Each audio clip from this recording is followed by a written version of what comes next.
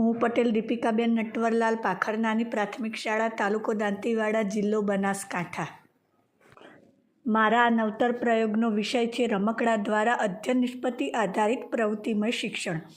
મારી સમસ્યા હતી કે વિજ્ઞાન વિષયમાં પરંપરાગત શૈક્ષણિક પદ્ધતિ દ્વારા અધ્યાપનમાં વિદ્યાર્થીઓમાં જોવા મળતી નીરસતા, વિજ્ઞાન વિષયની સંકલ્પનાના સ્પષ્ટીકરણમાં જોવા મળતી તકલીફો તેમજ વિષયનું ખૂબ ઓછું પરિણામ.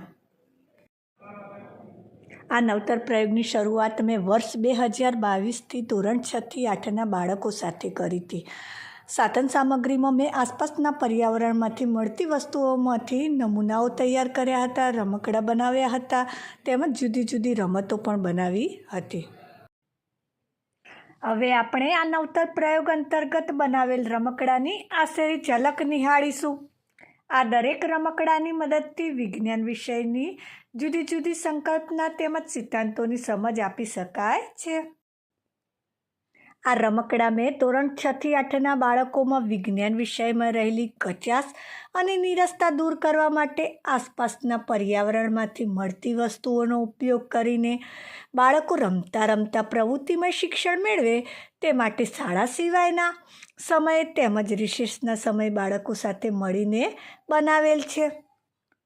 પ્રાર્થના સભામાં તેમજ વિજ્ઞાન વિષયના તાસમાં એકમને અનુરૂપ રમકડા, મોડલ તેમજ રમતની મદદથી વિષયવસ્તુ આધારિત શિક્ષણ કાર્ય કરવામાં આવતું હતું.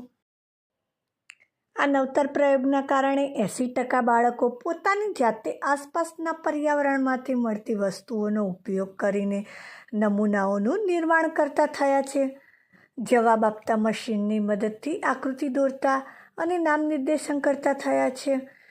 તેમજ એકમ કસોટી અને સત્રાંત કસોટીના ગુણમાં પણ સુધારો થયો છે. આ રમકડા તેમજ મોડલો મારી શાળાના બાળકો સિવાય તાલુકાના ગણિત વિજ્ઞાનના ઘણા બધા શિક્ષકો કરે છે.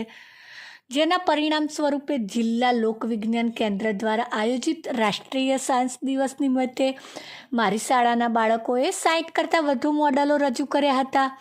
આ વર્ષે પણ 100 કરતાં વધુ મોડલો રજૂ કરવાના છે. વિજ્ઞાન વિષયની મોટાભાગની અધ્યયન નિષ્પત્તિના પરિણામમાં સુધારો થયો છે તેમજ સિદ્ધ થઈ છે. વિદ્યાર્થીઓ પોતાના અનુકૂળતા પ્રમાણે પોતાના ઘરેથી જાતે પ્રયોગો કરતા પણ થયા છે. વિદ્યાર્થીઓ આસપાસના પર્યાવરણમાંથી મળતી વસ્તુઓનો ઉપયોગ કરીને નમૂનાઓનું નિર્માણ કરતા થયા છે. તેમજ તેમને મેળવેલા જ્ઞાનનો વ્યવહારુ જીવનમાં ઉપયોગ પણ કરતા થયા છે. વિદ્યાર્થીઓની જિજ્ઞાસા વૃત્તિ, તર્કશક્તિ અને ક્રિયાત્મકતામાં વધારો થયો છે. વિજ્ઞાનના વિવિધ નિયમો અને સિદ્ધાંતોનું પ્રવૃત્તિલક્ષી શિક્ષણ કાર્ય અસરકારક બન્યું છે. વિદ્યાર્થીઓ પુસ્તકીય જ્ઞાનમાંથી બહાર આવીને વિસ્તૃત સ્વરૂપે જ્ઞાન મેળવતા થયા છે. મારા આ નવતર પ્રયોગનો લાભ એડ્યુટર એપના માધ્યમથી સમગ્ર રાજ્યના 20,800 કરતાં વધારે બાળકો અને શિક્ષકો લઈ રહ્યા છે. તેમજ યુટ્યુબના માધ્યમ દ્વારા 25,000 કરતાં વધુ બાળકો અને શિક્ષકોએ આ નવતર પ્રયોગનો લાભ લીધેલ છે. મારી શાળા સિવાય રાજ્યની બીજી શાળાઓમાં પણ લાગુ પાડી શકાય, જેથી બાળકો વિજ્ઞાન વિષયના નિયમો અને સિદ્ધાંતોની સમજ જાતે પ્રવૃત્તિ દ્વારા મેળવી શકે તેમજ ગોખણીય જ્ઞાનને દૂર કરી શકાય.